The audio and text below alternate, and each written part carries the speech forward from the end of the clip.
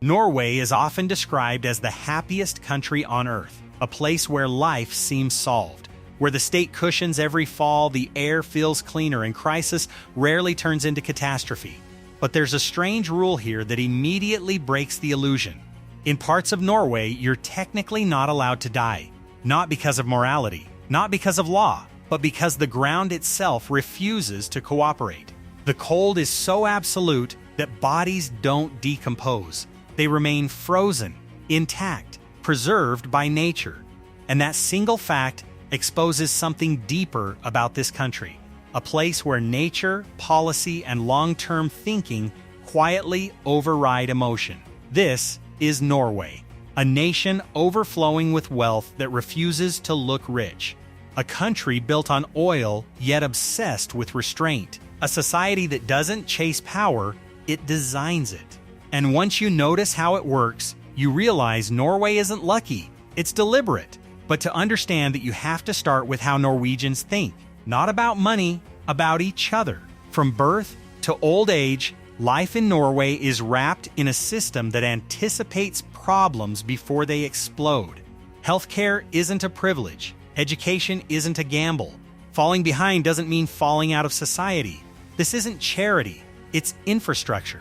The goal isn't to save people after failure, it's to make failure less catastrophic in the first place. That alone changes how an entire population behaves. People take risks without panic. They plan long-term.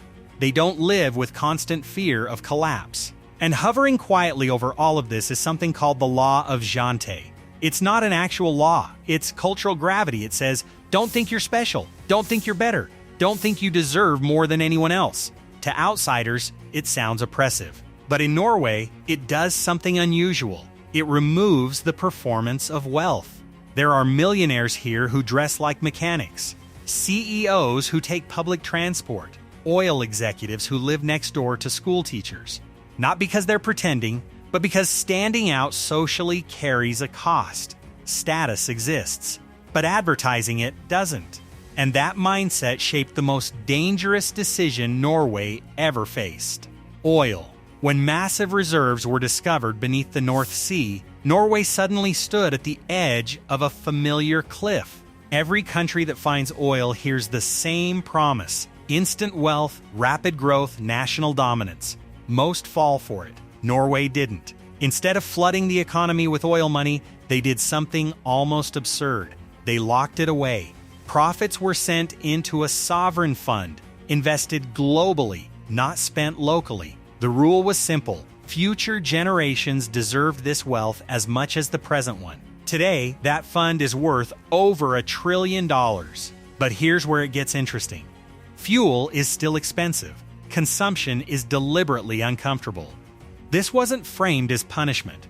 It was framed as honesty. If something damages the environment, the price should reflect that damage. And while critics argue Norway profits from oil while preaching climate responsibility, defenders point out the uncomfortable truth: Norway planned for the end of oil before most countries planned for its beginning. Electric vehicles weren't forced here. They were made inevitable. Charging stations appeared quietly. Incentives stacked up. Gas lost its convenience advantage. The transition didn't feel dramatic. It felt logical. And that same quiet logic appears everywhere, even in the small details. At a zoo in Edinburgh, a penguin was officially knighted as a member of the Norwegian King's Guard. Not as a joke, but through proper ceremony, complete with rank progression across generations of penguins. To outsiders, it's charming absurdity. To Norwegians, it makes perfect sense. Power doesn't need to shout. Ritual doesn't need ego. That philosophy is etched directly into the cities. In Oslo, a medieval fortress sits by the harbor. A Akershus fortress was built when survival meant walls, elevation, and defense. Its stone corridors whisper of a time when power had to protect itself constantly. It doesn't dominate the skyline. It watches. Across the water rises the Oslo Opera House, white marble and glass, emerging from the fjord like an iceberg. It's expensive, yes, but it refuses to act like it. People walk across its roof, sit on its edges, eat lunch there. Children play where opera patrons pass. Culture isn't elevated above people here. It's placed under their feet. Two structures, one built for survival, one built for access. Together, they explain Norway better than statistics ever could.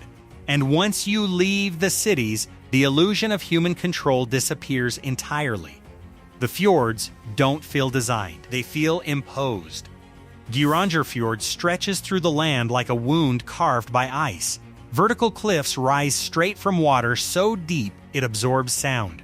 The silence here isn't peaceful, it's authoritative. Movement slows, speech softens, even thought feels heavier. Small farms cling to impossible ledges, abandoned not because of failure, but because nature simply reclaimed them. This landscape doesn't care about ambition. It allows presence, nothing more. Along these cliffs, the Seven Sisters waterfall descends into parallel streams, never merging, never competing. In spring, they roar with melting snow. By late summer, they whisper. Legend says they were dancers turned to stone. A suitor across the fjord stared so long he hardened into rock himself. Myth aside, the lesson is clear. Here, repetition is beautiful. Restraint is power. That lesson becomes impossible to ignore at Preikestolen, a perfect square of stone hovering nearly 600 meters above a fjord. No railings, no fences, no warning signs screaming danger, just rock and consequence. Reaching it takes effort.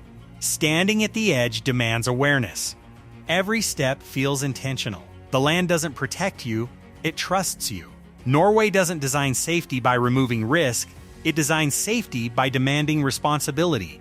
And nowhere is that clearer than Trolltunga.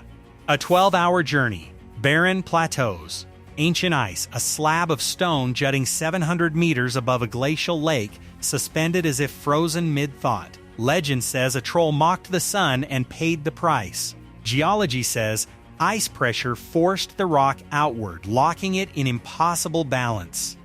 Standing there, neither explanation matters. There's no net, no guarantee, only endurance.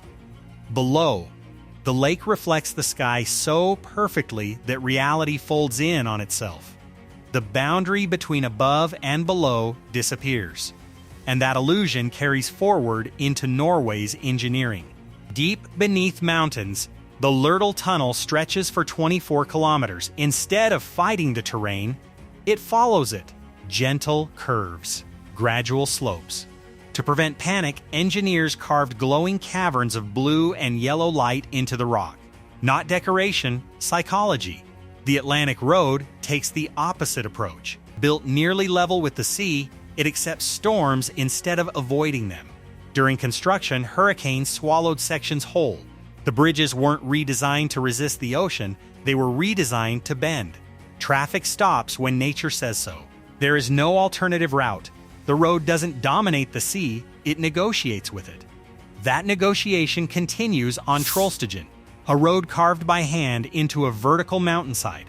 11 hairpin turns cut into stone that never wanted to move. Waterfalls crash beneath narrow bridges. Above, the road straightens. Space returns. Looking back, it feels fragile, temporary. And that's the point. Norway builds as if permanence is borrowed. In Hardanger, glaciers feed orchards. Snow-capped peaks loom over blooming apple trees. Spring arrives beneath winter, not after it. Water carries minerals down into narrow valleys where roots briefly find permission to exist. Farmers don't conquer the land here. They wait for it to agree. Vringsfossen announces itself before it appears. A roar echoing through stone. Meltwater plunges nearly 180 meters into a canyon carved by centuries of gravity, doing exactly what it always does. A modern bridge floats above the chaos, light, minimal, almost apologetic. The waterfall remains in control. And then there's Stavanger, the oil capital. Instead of steel skylines, the city preserves white wooden houses from long before oil existed. They weren't replaced when wealth arrived, they were respected. Old cobblestones connect fishermen to engineers. Geraniums spill from windowsills untouched by ambition. Prosperity arrived. Ego didn't. Farther south, Arundel leans into elegance without excess. White wooden homes, narrow alleys, quiet harbors. Beauty here isn't loud. It invites you to notice. And then the scale breaks again. Sognefjord cuts over 200 kilometers into the land. Cliffs rise 1,100 meters straight from water so deep it feels unreal. Tiny villages sit at the base like punctuation marks in a sentence written by ice. Pastoral calm exists here, but only where the land allows it. Beyond that, the Lofoten Islands face the open sea. Jagged peaks erupt from water, red fishing huts cling to rock. Cod dries on wooden racks in cold air, unchanged for centuries.